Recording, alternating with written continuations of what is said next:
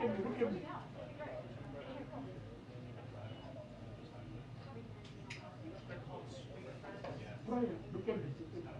do it. Whatever it is, I didn't do it. Or I may have done it. Well, if it had been in the Trump administration, he would have been blamed for it. Oh, yeah.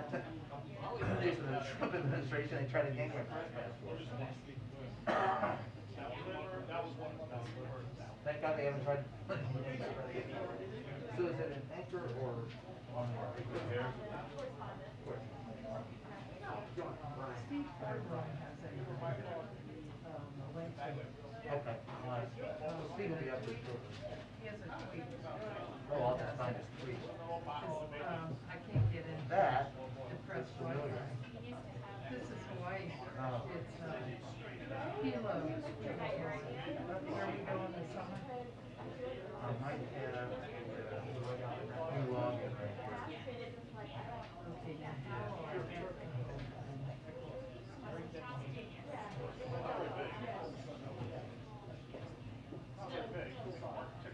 Yeah, I usually take pictures. Here's my grandson. There he is. The boy. How often you get to see him? Pretty often actually. We fly out quite a bit. Oh, here you go.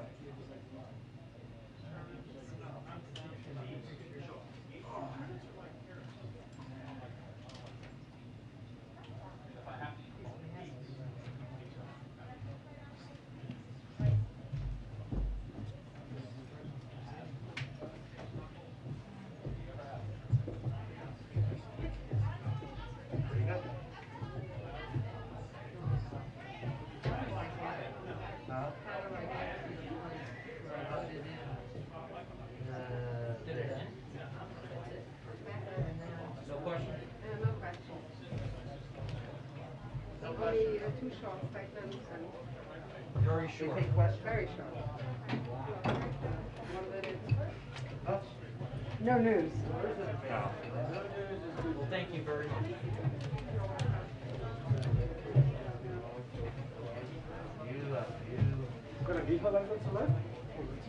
Yep.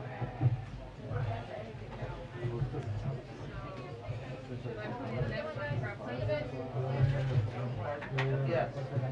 You pull in the network. Press Wi-Fi. Okay, let's try and gather everyone outside from the tower. Okay, Bishop? And then I'll ask you to log in. You want to go out there, Grace? I'll be there. Yep. Yep, in next Yep, we'll gather outside. Sure, Like a Miss small we can child. gather outside. Yep, I'll be right there with you in a moment. Take your time now, take your time.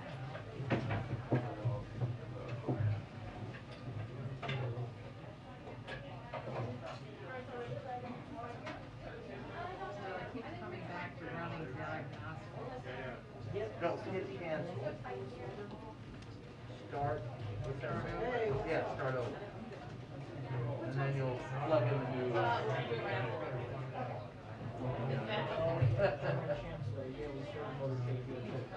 Hey man. How are you? Good to see you.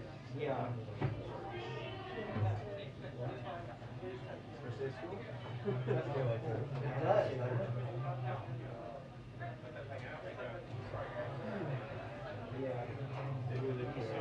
Yeah. Also Eric. I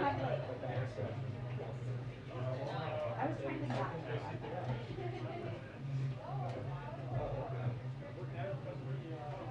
How are you?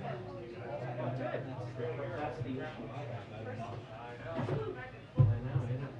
You said something to school.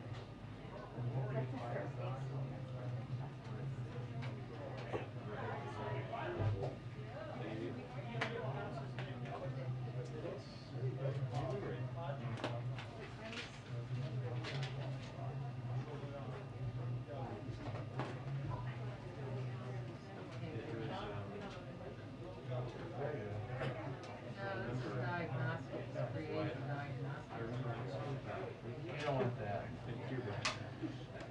Yes, if we're going to question.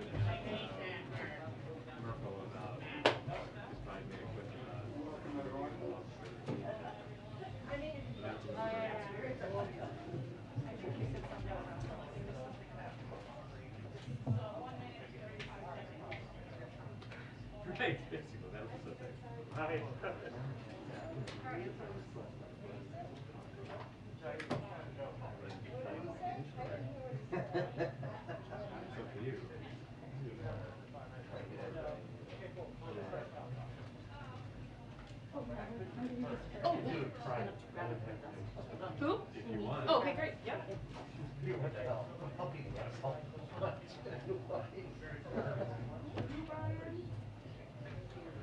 Never saw that coming.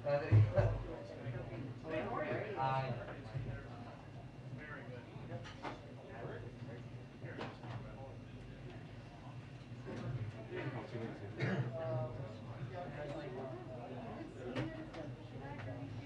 Hey. Come now.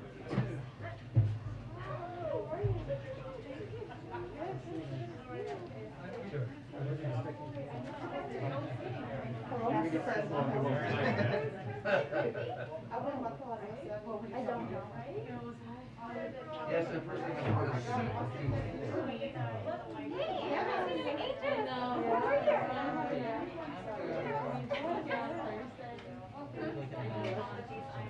No, are you going on a trip to Chile? No, I'm here today, and then some other colleagues will Thursday. I did Pittsburgh, that was super fun, super interesting. Like, standing there and watching that voyage was just, well, and then Fetterman in his shorts.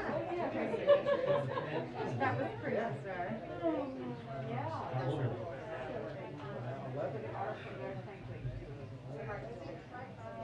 Lots of sports, lots of Oh,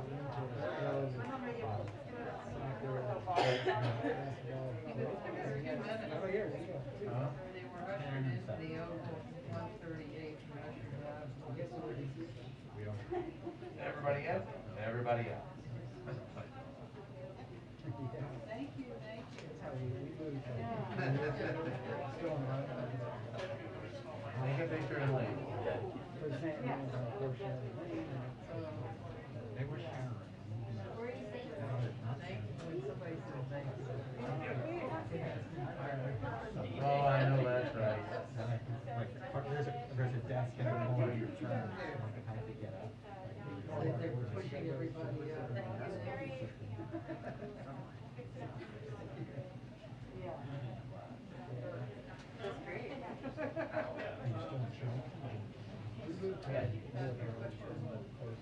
Better. After the surgery, now it just, sometimes when I look at you, just, I feel it. But it's awful,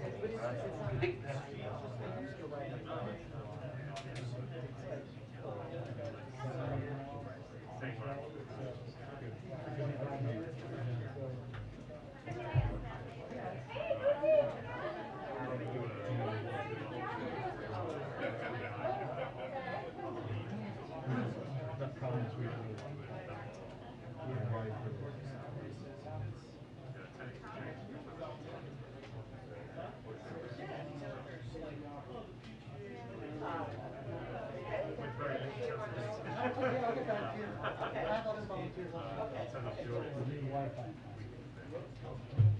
Do you need it? I just take a picture of it, yeah. There you go. You want to take a picture of it? Can you type it into my computer too? Is it new from recent? Yeah, it's like, I don't know, a couple days old. Do you need it? Yeah. Well, I think I must have it. When I was sitting here. Probably the seat sheet.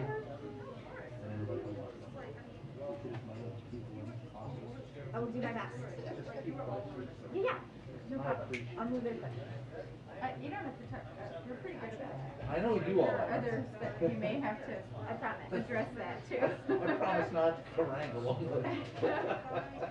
It's okay, we have this conversation. I think it, I mean, you know the people that respect it. Friday was a killer because Well, when they're only 14 in the room.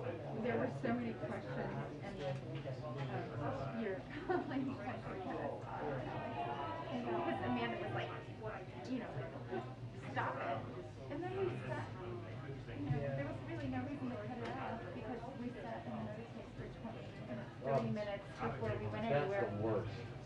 And the thing is, like, in the past, they've let, they've just let the in-house people go. Right. Let's just get up and go, and then everyone else can keep asking questions, but for whatever reason, to be over.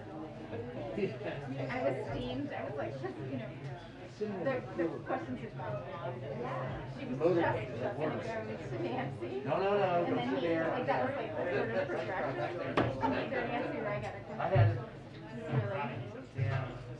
Try. Hold on. Give me a paper. You want me to see it again? You know what? I need to look at it because I need to look at it. Is that okay? Yeah, sure. Lower H. 7. Big M. 2 N. Big Yeah,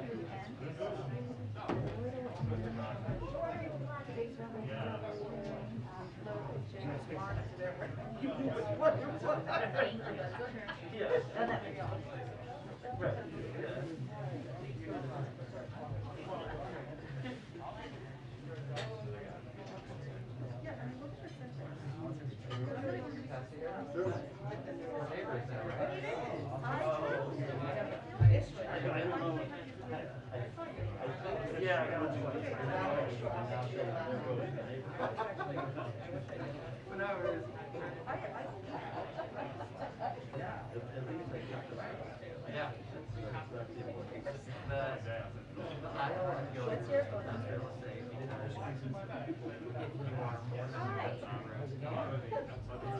Great. How are you? While it's ongoing. Hi. Nice to meet you. My editor loves you. Good. I know. Hey, well. I know Sarah's back. Okay. But she always makes fun of me for using great alternatives. Understood. What's the name of it? Great. You talked about your battles with Trump. A little bit, but it's more about the problems of 40 years of government. Troubles that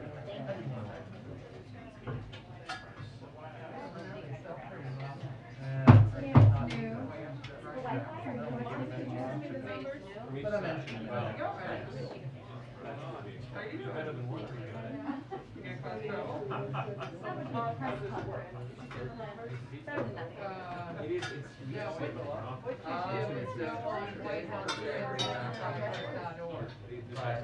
And then, and it says click here. And only the word here was in blue.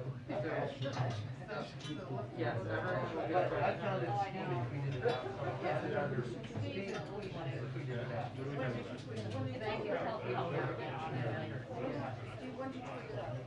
Saturday? I think it was Saturday or yesterday. I think I found it. It's right at the top of my tongue. That's how I found it. It was easy that way.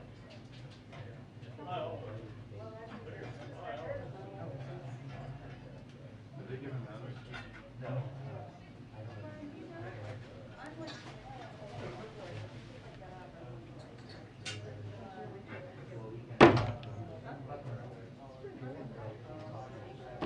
They haven't given it to me. They said, yeah.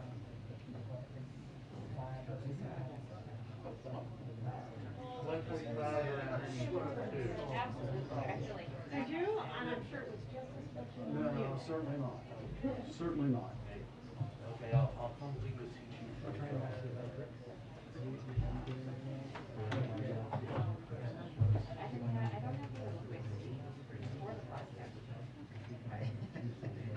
How do I live with myself? Humbly ask. Thanks.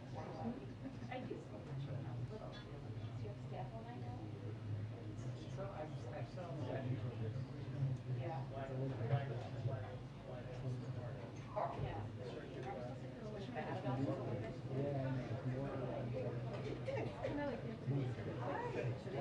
We're about to start. Yep. 2-minute warning to press briefing. 2-minute warning to press briefing. Thank you. Just do my work.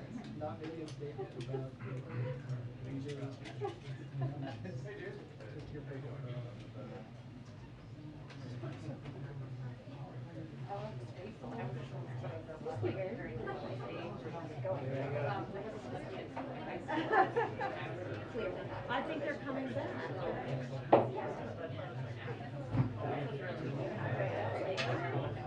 Yeah, and Aurelia. We've got the black and white, black and red thing. Yeah, I got the memo. I missed.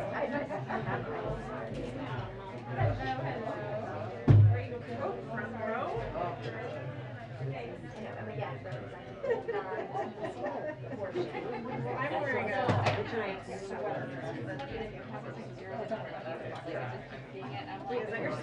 that your sweater? Remind me. Yes. It's too hot in here. I really like this nice yellow touch on the blue. I think that's a really nice yeah. Like, can you choose colors? I know. I sort of feel small victories when it matches something I'm wearing. Oh my god, I asked them kind of and they give me one of these actually to your bag. And they were like, oh, you already have one. I was like, no, that was for my appreciation. But it's not yet. It was the right color. It was like blue. Oh, yeah. In your life and there's That's right. Somebody should come up with like, pretty soon they'll be like, we'll come up with reusing, right? Because we're going to be wearing them forever, right? We may as well, and not one. I am too. Hi, everyone. Okay. Hi, everyone. I know we have a time limit because of the press avail with the Germans, so we will get to as many people as possible. I just have a couple of items for you at the top.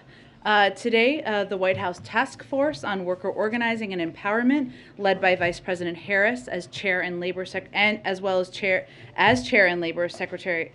As well as Chair and Labor Secretary Walsh as Vice Chair, released publicly the report it delivered to President Biden that includes nearly 70 recommendations to promote worker organizing and collective bargaining. The recommendations include ways to increase private sector workers' access to information about their existing right to join or organize a union, a hugely important issue for the president. The president accepted the recommendations, and as a follow-up, the task force will submit a second report to the president in 6 months, which will describe progress and implementation and contain additional proposals for further action. Also wanted to note that today the Secretary of Agriculture, Tom Vilsack, will be announcing that the Partnerships for Climate Smart Commodities program, in which the Department of Agriculture will invest $1 billion in partnerships to support America's climate smart farmers, ranchers, and forest landowners. So these funds will go to projects that promote farming, ranching, and forestry practices that either remove carbon from the atmosphere or cut greenhouse gas emissions. And the investment is the latest Biden administration initiative aimed at combating climate change with a goal to cut the farm sector's greenhouse gas emissions in half by 2030 and put the United States on a path to net zero emissions by 2050. Finally, I wanted to note I have a Team USA water bottle out here today and a Team USA pin out here today. As you all know, we made a decision, the United States, not to send a diplomatic or official delegation to Beijing, given the PRC's ongoing genocide and crimes against humanity in Xinjiang and other human rights abuses. And that was a clear statement and a clear policy made by our government. But at the same time, we wanted to note Team USA has our full support. We're behind them. We're watching from home. We want to thank them and their families for everything they have sacrificed over the course of time. Lots of athletes to watch. I'll just give a plug because I'm an Olympics-obsessed person. Nathan Chen, we're going to watch him. Chloe Kim, Michaela Schifrin, you've got lots of more chances. Anyway, we'll be rooting for our U.S. athletes, even as we made a very important statement about our concerns about Beijing's and the Chinese human rights abuses. With that, let's go ahead. Colleen, kick us off. Okay, so regarding Dr. Lander, I wondered if he should have been reprimanded more strongly given the president's pledge on his first day in office to, fire anybody who mistreated their employees.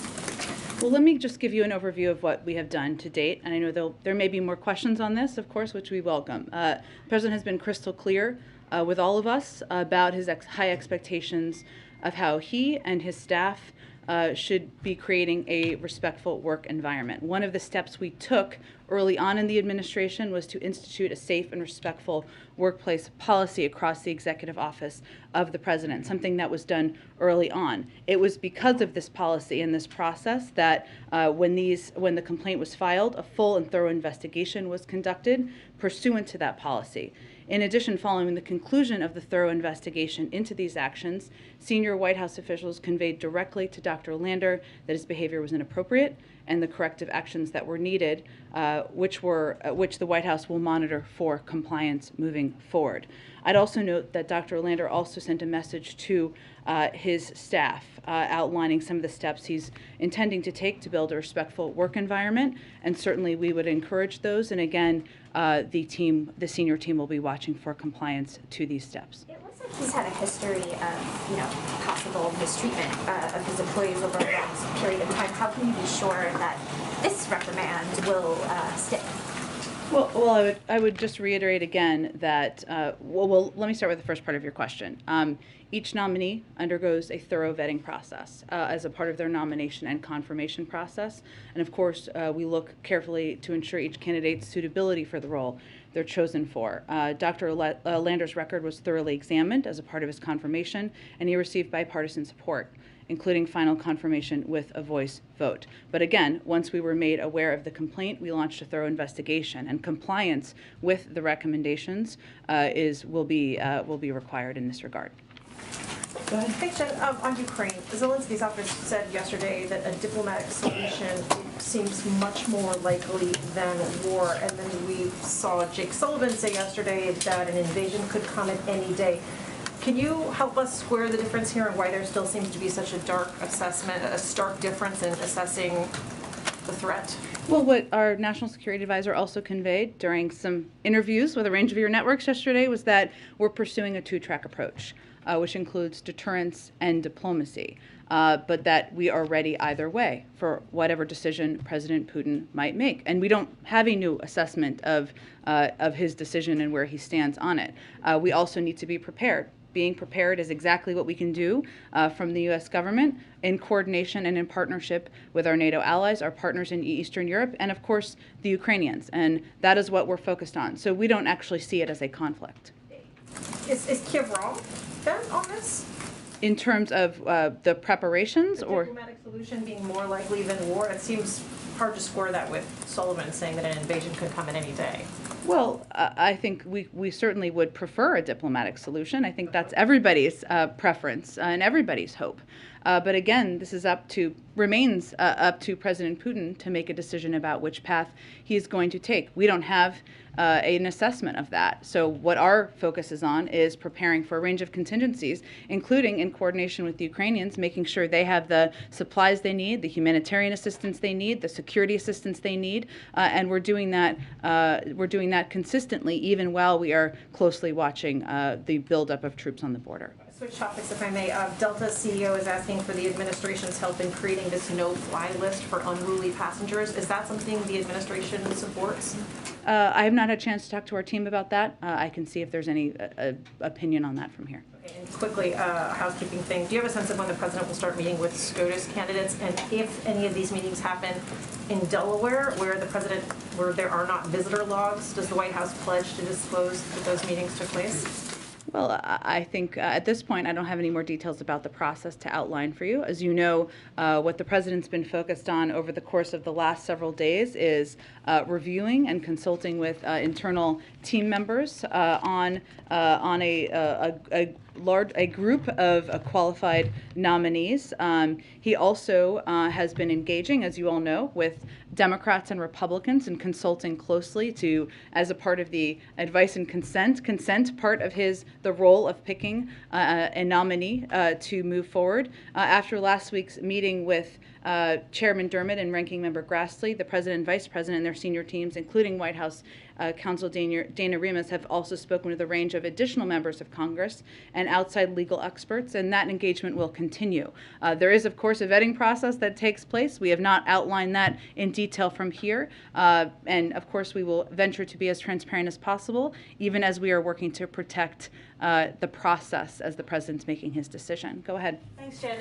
With the meeting today between the President and the German Chancellor, does the President view Germany as a reliable partner on this issue when it comes to troop movements or sending weapons to Ukraine or talking publicly about sanctions? They've been much less aggressive than other NATO allies. Well, I'd also note that Germany is the second largest donor to Ukraine and Europe. The President has also noted, as we have noted, that different countries make different contributions. I think that the Chancellor also did an interview with the Washington Post this morning where he spoke to that in more detail.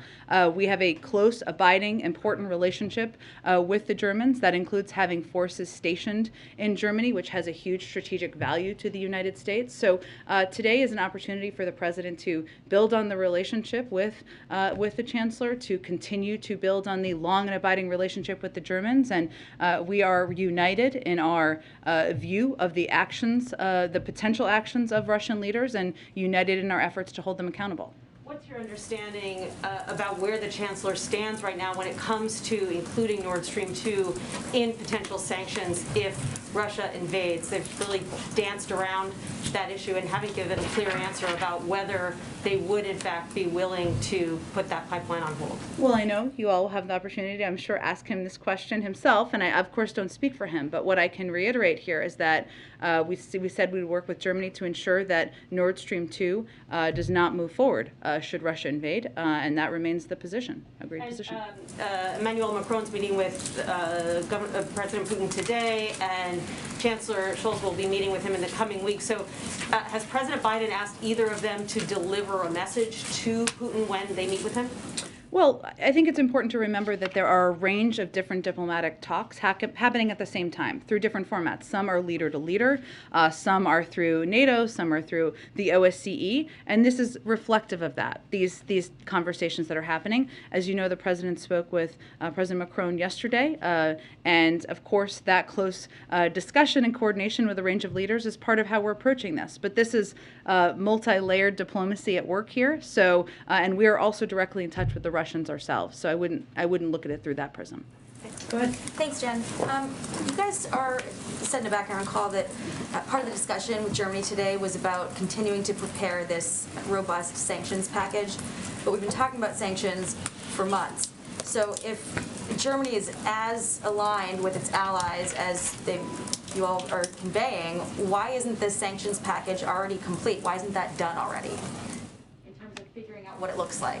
Our internal sanctions package, or what sanctions package? Because you've said consistently that the sanctions that you're preparing are in close consultation with allies, including Germany, and that conversation is, obviously happening again today, as we're getting warnings that Russia could, at any moment, take significant action. So the discussion about sanctions has been over the course of several months. Mm-hmm. Why isn't it done yet? If Germany is as on board with the rest of the NATO alliance as they're projecting to be? Sure. Well, Jackie, I mean, as we've said before, one, I think there is alignment that we will work with Germany to ensure that Nord Stream 2 does not move forward, which is obviously a key point of discussion. I'd also note and reiterate that it's not operational at this time. There's no oil flowing through the pipeline.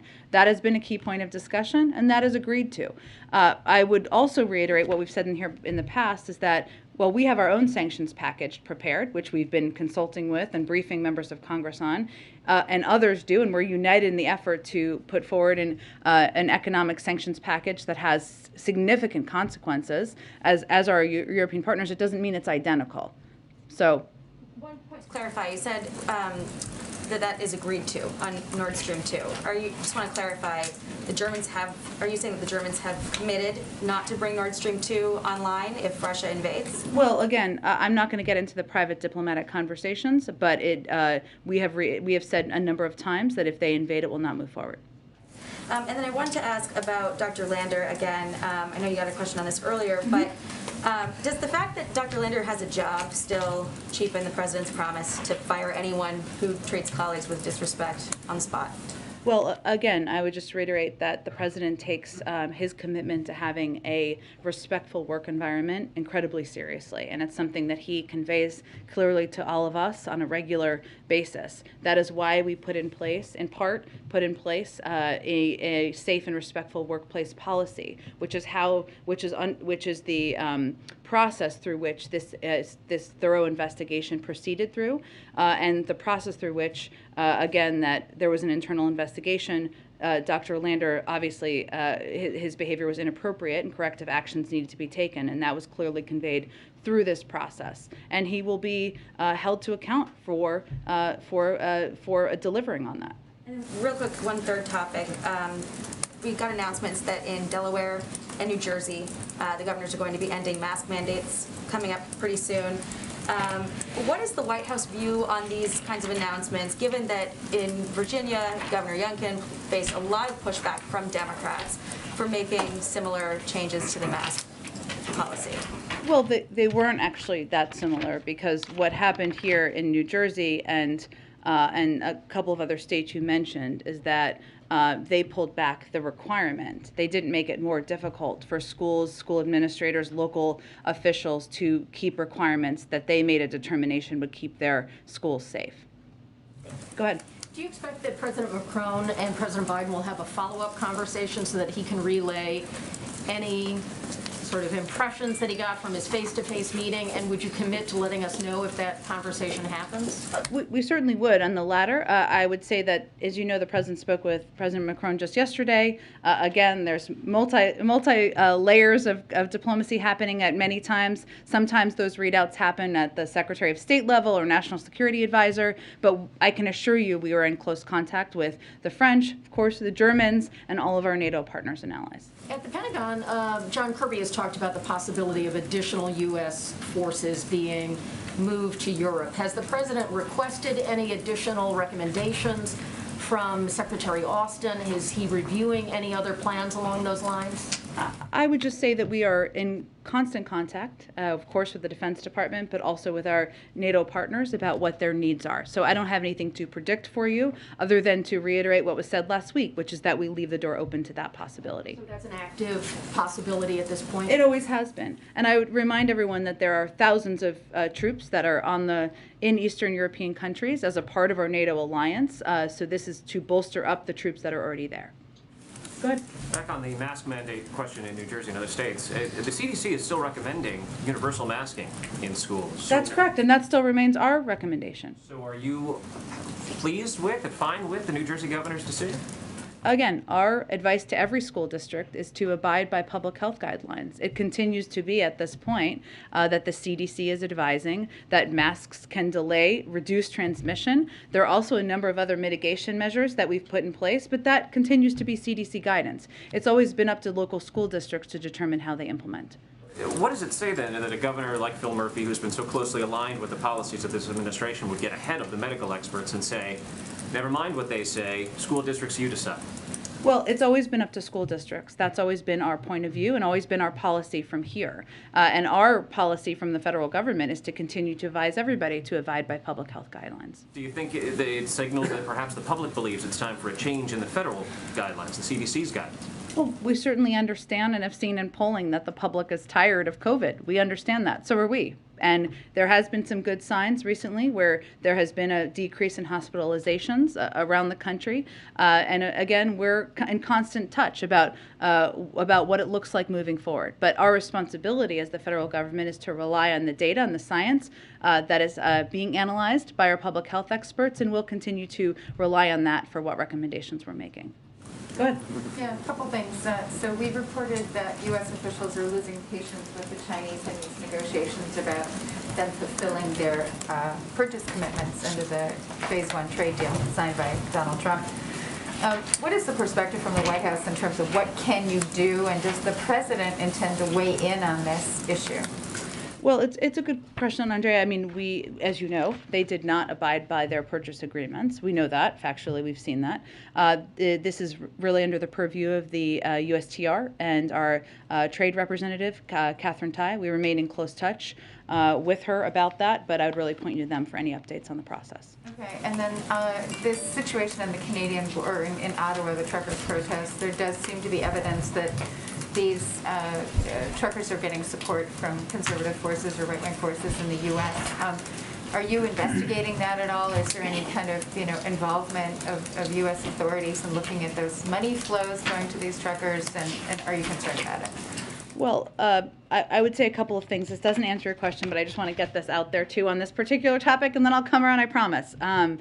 We have been engaged since the outset. Well, some of it hopefully answers your question, I should say, of the protests. There have been zero impacts to CBP operations, which is a question people have understandably been asking us. Some shipments were rerouted by our law enforcement partners to other points of entry due to road closures. Some shippers have had to reroute, but CBP has been in communication throughout to ensure shipments can be cleared and onto the normal routes. In terms of an assessment of any other engagement from here, we don't really have any update on that or any investigation to read out at this point in time. And then, in the Federal Reserve nominees have run into a little bit of criticism from Republicans, in particular of Sarah Raskin. Mm-hmm. Are you concerned that especially given the absence of Senator Lujan, are you concerned that you might not get all those nominees through and that you may have to withdraw Sarah Raskin? There's just been another dust up overnight. She is one of the most, if not the most qualified person to ever be nominated to this position. She just gave extensive answers at a hearing last week, and she would be someone the president would be proud to have in that role, as independent as it may be. So no, that is not an assessment or a prediction we're making. Go ahead. Jen, two questions for you. One, the Secretary General of NATO has recently talked about the possibility of a more permanent military presence in Europe in response to Russia. Where does the Biden administration stand on that issue? We've had a permanent military presence in Europe. You mean in addition? A longer term, more permanent presence in Europe. Well, we've always had one, but you mean a plussed up one? I would really point. The language that was used was longer term. Sure. Well, but we've always had one, so it's been very long term to date. But I would say if he is asking, and I have not seen his comments about increased plussed up presence in some of the places from U.S. troops that we've had, I would really point you to the Department of Defense. Obviously, we would be in touch with our NATO allies and partners about that, but that is really related to the aggression at the border that we're seeing in Ukraine. But there's been tens of thousands of troops in Europe for some time now. And just on the topic of masking in schools, if you could just clarify, I know you've talked about this a little bit already, do you think that at some point in the future, even if that point isn't now, it would be appropriate for there to be updated federal guidelines just to avoid confusion? I think the administration has been clear that on other issues there are sort of messaging issues that could have been a little bit more clear coming from the administration. So on this issue, do you think that that might be appropriate? Well, the guidance is very clear, which is that we recommend masking in schools. That is the recommendation from the CDC. It is also true that at some point when the science and the data warrants, of course, our hope is that that's no longer the recommendation, and they are continually assessing that. But the guidance is very clear. It is also true that it has always been up to local school districts to make determinations about how to implement these policies. Go ahead. Thanks, Jen. Just to follow on that, you had said that you guys are in constant contact with CDC about what it looks like to move forward.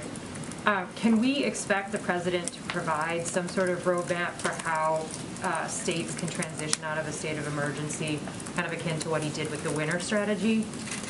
We're in constant discussion internally about the moment we're in as it relates to COVID. And of course, as the president said, I think during his press conference just 2 weeks ago, a week and a half ago, we certainly don't see this moment now as the new normal, right? But we want to get to a point where where COVID is not disrupting our daily lives. And I'm sure you will hear more from the president about that. But we're constantly discussing that internally. Can I ask one more just for a colleague? The Education Department announced Friday it was going to withdraw its appeal for a $100,000 student loan forgiveness court decision. Wondering if you could shed any light on why the Biden administration reversed its decision to appeal the case, and if there's any plans to fight other bankruptcy cases. I would really point you to the Department of Education, the Department of Justice potentially, but I will check and see if there's anything more we can offer on that from here. Go ahead. Got one more on masks. I was wondering if I could just ask it this way. Sure. The president's wife is an educator. He just heard from governors across the country last week, many of whom were saying this is enough, it's time for new normal. Where is he on this after taking all of these inputs? Well, the president is not a private citizen. He's president of the United States, right? So So I'm asking you. Well, but I guess I'm saying it's different than asking kind of a person on the street, right? I mean, I'm just, it is different because he is the president. He needs to project what the data and the science is telling us. And the data and science, where we get that guidance from, is the CDC and our health and medical experts. Their guidance continues to be that in schools people should mask up. So that is what we are continuing to convey and recommend. And then can you tell us any more about where he will be going on Thursday? Not quite yet, but hopefully, maybe by the end of the day, we hope to have some more details very soon. Sure, go ahead. Thanks, Jen. Going back to Dr. Landler, the investigation found credible evidence of multiple women having complained to other staff about negative interactions with him, with a pattern of abusive and disrespectful behavior. Again, the president, at the outset of this administration, said, "I will fire you on the spot, no ifs, ands, or buts." So why is he not being fired? Well, Matt, let me first say that no one is suggesting that this behavior is acceptable. Quite the opposite. And that since he made the comment he did, which I think was one of the first few days in office, if I remember correctly, we put in place this safe and respectful workplace policy to ensure there was a mechanism, right, to conduct investigations as was conducted in this case. That can be thorough, that result in some actions and some steps. That's exactly what happened here. But again, this is not acceptable behavior. Dr. Lander is expected to comply, and he will be monitored for compliance because having a safe workplace environment is imperative to the president, the vice president, the first lady, the second gentleman, all of us who work here. But are there ways in which he's being held to account if he's not being fired? Well, again, as I outlined a little bit earlier, but let me reiterate a little bit. In addition to a full and thorough investigation, it was conveyed through meetings with senior White House officials directly that his behavior was inappropriate, corrective action was needed, and we will monitor for compliance to those actions that were required. Again, I think you may have also seen, or it was reported, that he also sent a note to his staff conveying his commitment to abiding by that, and we certainly hope that that is the case. It doesn't sound like a zero tolerance policy, if that's the case. Well, our objective and the president's objective is to prevent this behavior from ever happening again. Go ahead. Thanks, Jen. On the Supreme Court, sure. I wanted to ask about the president's efforts to engage with Republicans. Sure. And whether that's the best use of his time, considering what he has said about the public not wanting him to be the president's senator. That is true, and I think he has not been the president senator over the course of the last period of time. It's also true that he takes his role as president and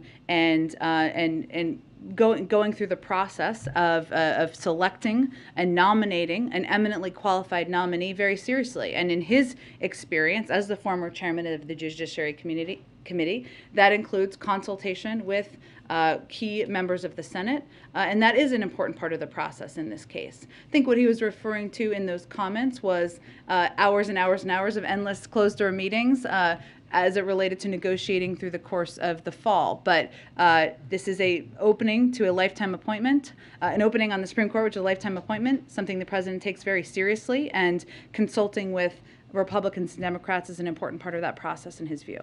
On Nord Stream 2, you've made clear the administration's position. I did want to understand, though, is the administration ready to take some type of action without Germany to stop Nord Stream 2? I understand your question. I just am not in a position to detail further other than to convey that it will not move forward if Russia invades. On Dr. Lander, if I may, sure. Can you talk about what some of the specific corrective changes that were ordered, what some of those were? And also, has the president spoken with Dr. Lander since the investigation was completed? And is he worried about this overshadowing moonshot? Well, I would say that the president's hope, all of our hope, is certainly that Dr. Lander will abide by making changes, that he will be held to account, to comply fully with the steps that needed to be taken. I can see if there's more specific details. I certainly understand why you're asking. But overall, it's ensuring that he is creating a work environment that people feel safe, they feel supported, and that is respectful. And that is the overarching policy that needs to be implemented moving forward. You saw him send a note to staff last week. Now it is whether he is implementing those policies moving forward. Have they spoken? I don't have any conversations between them to read out. Go ahead. Thanks. Just following up on a question asked earlier about what you said isn't a split between Ukraine's messaging and your guys' messaging on the risk of an invasion. Can you walk us through the communication strategy, like what you're trying to highlight here, the risk of invasion, and why you're trying to highlight it more strongly than Ukraine? Do you see it as, sounding the alarm more vocally? Is there an advantage that you see in sort of preventing Putin from taking any further steps here? Yeah, it's a good question, and I can't speak for the communication strategy of the Ukrainians. Only they can speak to that.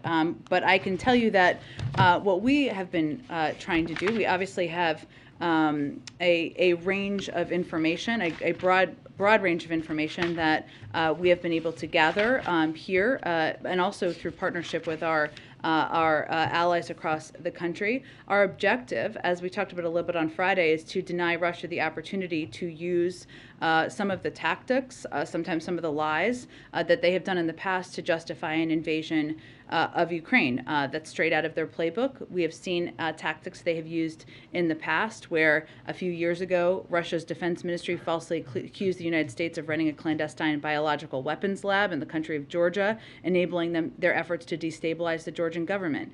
They used to fabricate stories in Syria about how attacks on international aid convoys were undertaken by rebels or terrorists. We have undertaken an effort to, in some cases, declassify information, in other cases, describe in as great a detail as we can without putting at risk sources and methods what we're seeing, what information we're evaluating, so that it makes it more difficult for them to lay a predicate for invading Ukraine. So that is why we're doing it. I'd also note that a number of your news organizations, of course, have reporters near there who are seeing the troop buildup, right? So there is justification and validation from even that, but also from our partners around the world as well.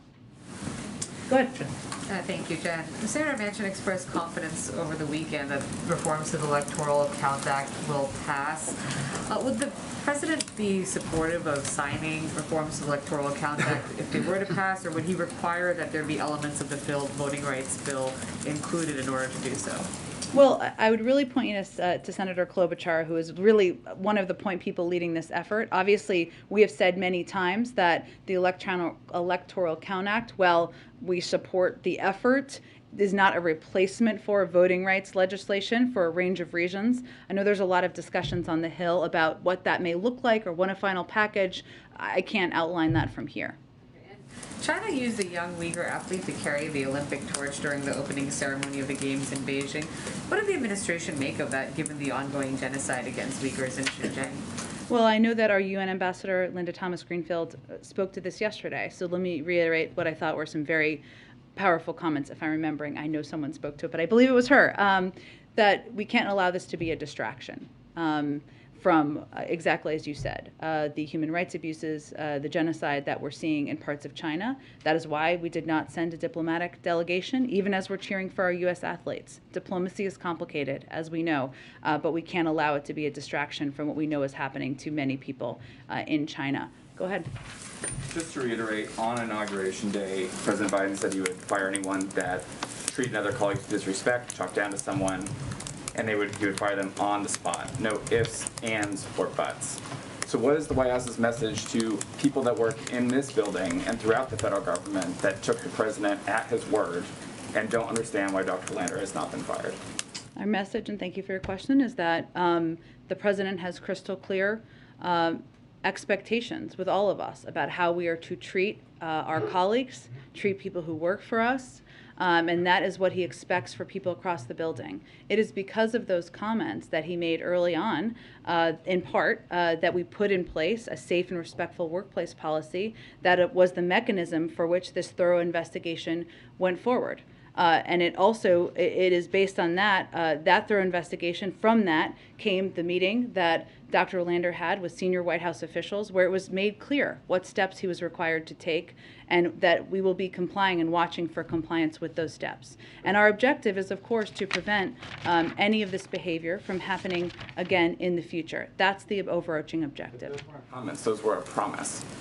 Absolutely, that's why we put in place a policy to ensure there is a mechanism for investigating and a mechanism for preventing this type of behavior from repeating itself. He promised to fire people that did this, and he hasn't fired. The individual the White House found violated what he said. I understand it, and again, let me just reiterate, nothing about his behavior is acceptable to anyone here at all. Quite the opposite. Let me be clear about that. But there is now a process in place that was not in place at the time to evaluate and determine what the steps should be taken in the event that any behavior like this occurs, to prevent it from happening in the future. That is exactly what happened in this case. The federal employees shouldn't expect that people will be fired if they treat colleagues with disrespect. Again, I think I've outlined very clearly what the process was. Go ahead. Two questions for you, excuse me. It's more than that. I think it's clear that we put in place a process, an internal process, to ensure that there was a thorough investigation, that it was evaluated, that steps were taken for this individual, Dr. Lander, to meet with senior officials, to make clear that there were requirements that would be put in place, and he was expected to comply with them to prevent this behavior from ever happening again. Go ahead.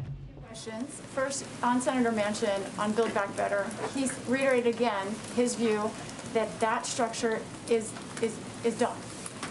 And he said he wants regular order for any pieces of that will move forward. That means potentially weeks, hearings, all of that. Is the president on board with that idea of hearings, markups, and if not, what's his plan for elements of Build Back Better to move forward? Well, I can't speak for Senator Manchin. No, you're not asking me to, but what there is broad agreement on and support for is taking steps to lower costs for the American people, whether it's Medicare or whether it's ability to negotiate the price of prescription drugs, something broadly supported, whether it's lowering the cost of child care, elder care, making sure that the tax system is more fair. In terms of the mechanisms and the legislative process, I just don't have any more predictions for you in terms of how it will proceed. Jobs. A positive report on Friday by and large. Yeah. However, black unemployment is still twice the rate of white unemployment. What is the White House doing? What does the White House think needs to be done to deal with that, especially for black men? Well, I would say it just is a reminder that there's still, as much as the President oversaw the largest creation of job creation ever in 1 year in American history, it means there's more work to be done because there are still a lot of work that needs to be done to level the playing field, to ensure that small businesses have the assistance they need, including black-owned small businesses, that we are doing everything we can to ensure there is opportunity for a range of parts of the economic world. Go ahead. A few on the Supreme Court. Yeah. Congressman Clyburn says that the president will need bipartisan support for his Supreme Court pick, citing Senator Lujan's stroke and hospitalization. Is it the White House's position that Republican votes would be helpful in the Senate, or do you view them as necessary? Well, we've, I think, conveyed from here that we haven't set a deadline for when a vote should be. We have said we want it to happen as expeditiously as possible. We have also said, and I'll reiterate, that because the president has every intention of nominating an eminently qualified black woman to serve on the Supreme Court, that this is a person who should warrant bipartisan support. And that is certainly what we hope for. Speaking of the timeline, the president has said that he intends to make that announcement by the end of the month. Has that timeline shifted in any way? Might he make this announcement before President's Day weekend? I don't have anything. February is February, so I don't have anything to predict for you in terms of when in February, quite at this point, it will be. Go ahead. Yeah. If you don't mind. As far as where and when he could meet with the potential nominees, he's going to Camp David this weekend. Is the president going to meet with potential Supreme Court justices at Camp David this weekend? I don't have anything for you on the process of how the president will interview potential candidates. Go ahead. Does the White House have a reaction to the death of the Navy SEAL candidate who died after completing what's known as Hell Week? And has the president spoken to his family, or does he have plans to? I don't have, not yet, Karen. We will check and see where that is at this point. Obviously, there'll be an investigation here. I'd point you to the Department of Defense for any specifics. As a starting point here, obviously, our heart goes out to the family members, the community, the friends, and we will look for more details to come out of an investigation. Would there be any thought given to re-examining that training as It's a good question. I would really point you to the Department of Defense, and the president would certainly look to his Defense Department and leadership to make any recommendations in that regard. Go ahead. Thanks, Jen. 2 questions. First, on the Olympics, does the White House agree with Speaker Nancy Pelosi that American athletes shouldn't speak out against Beijing for their own safety? Well, I know we saw those comments, obviously. I think they were last week, if I remember it correctly. The president's view is that, first, we support our athletes 100%. Yay. All athletes have the right to freely express themselves. And that is the case in Beijing at the Olympics. It is the case anywhere. They will make those choices as individuals. It's the responsibility of China to live up to its own obligations to maintain a safe environment for all athletes at these games. The world will be watching, but we leave it up to individuals. We certainly support the right to peaceful protest. On the First Lady's comments this morning about, she said she conceded that free tuition for community college is dead, it's out of Build Back Better. I'm wondering kind of what was the thought about having her give that message? Is the White House trying to restart negotiations on Build Back Better? Was there some sort of underlying intent to have the First Lady come out and say that this morning? I think it was speaking from her heart about her view that free community college would benefit kids, young people, level the playing field across the country. It's something the president agrees with. I think you all have seen many, many iterations of the Build Back Better legislation or options in recent months. It hasn't been in there in a while, so I think she was speaking from her heart about how beneficial she thinks that funding and that support would be. Go ahead, April. Jen, 2 topics. One, recently a black man was killed in Minnesota over a no-knock warrant. Has the White House taken note of this? And does this bring afresh the renewed call for this executive order, this police reform executive order, as well as the standalone pieces that are potentials on police reform on Capitol Hill? Absolutely, and it should. Let me reiterate, because I asked a little bit about this morning as well. One, let me first say that we mourn the tragic death of Amir Locke, and our thoughts and prayers are with his family. The president's committed to ensuring fair, impartial, and effective policing and keeping our communities safe. These goals go hand in hand, in his view, with what we can achieve by building trust between the police and communities they serve. So back in September, Attorney General Garland issued a new policy imposing restrictions on the use of no-knock warrants, chokeholds, and carotid restraints by federal agents. Obviously, that's for federal agents, so that's limited, not to local. But I know you follow this closely, but for others. President Biden, the reason he has been such a strong supporter, one of the reasons, of the George Floyd Justice and Policing Act is that it would further restrict the use of no-knock warrants across the country, incentivizing funding by using funding as an incentive. We have been engaging with, as you know, civil rights groups, a number of law enforcement groups, all agree on the need to reform the use of no-knock warrants.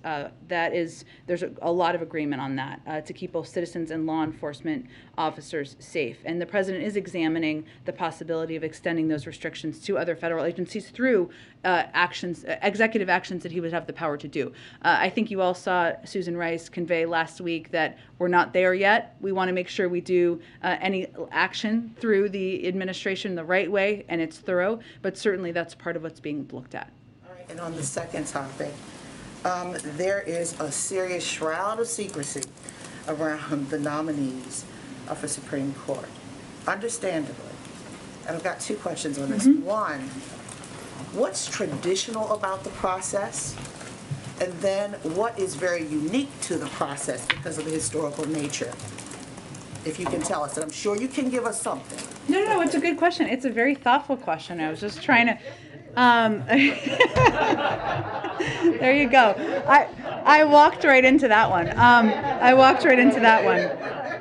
What I think is unique in this moment is that the president is someone who has served as the chairman of the Senate Judiciary Committee, as the vice president when there were a number of nominees, a number of historic nominees who were nominated and confirmed by the Senate. And he takes the process and the seriousness, the need for it to be thorough. He's very focused on it. I don't know that that's unique. Obviously, every president, I would hope, takes the process seriously, but he also takes, there was a question earlier about this, the component about advice, part of it very seriously in terms of consulting with Republicans and Democrats in the process.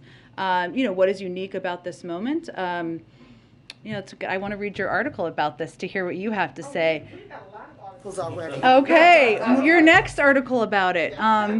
I think it's safe to say that there are some criticisms that have been out there without any names being confirmed that are unique to having the possibility, the likelihood, the plan for a woman of color being nominated for this position. And the types of language that are used by some to describe who the president might pick as a nominee are unique to that.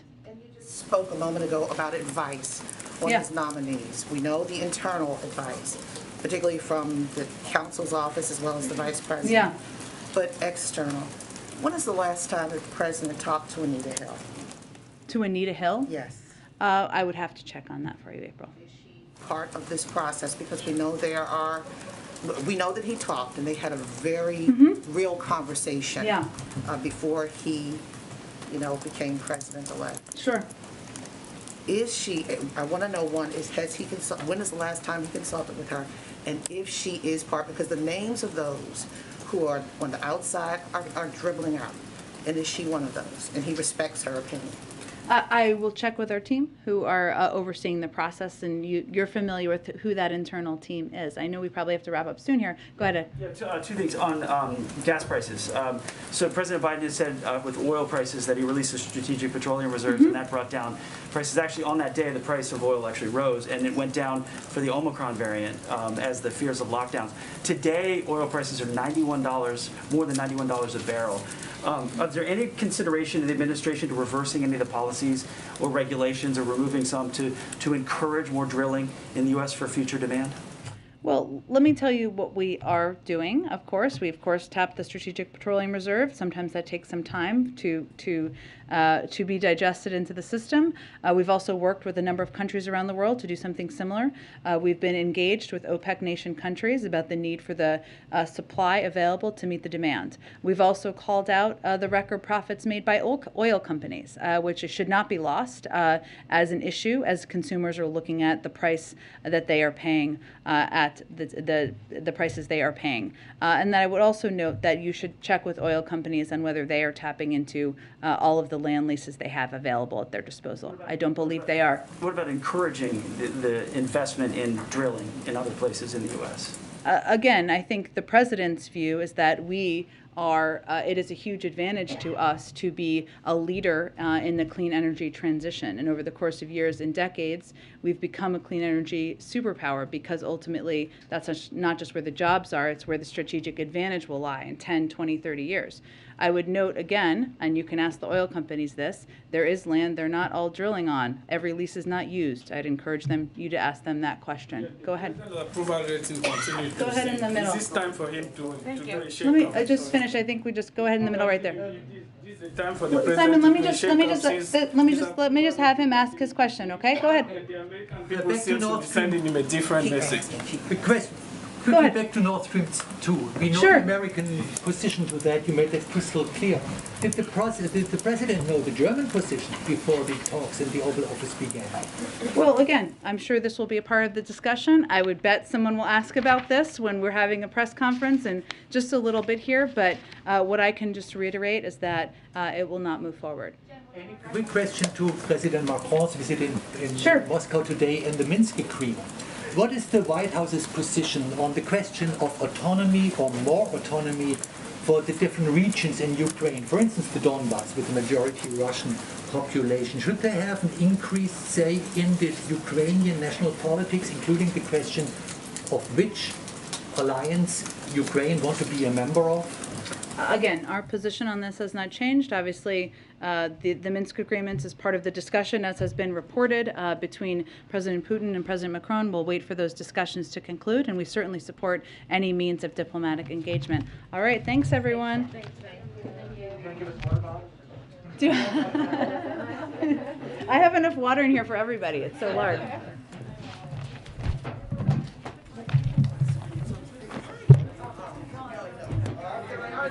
Thanks, Jen.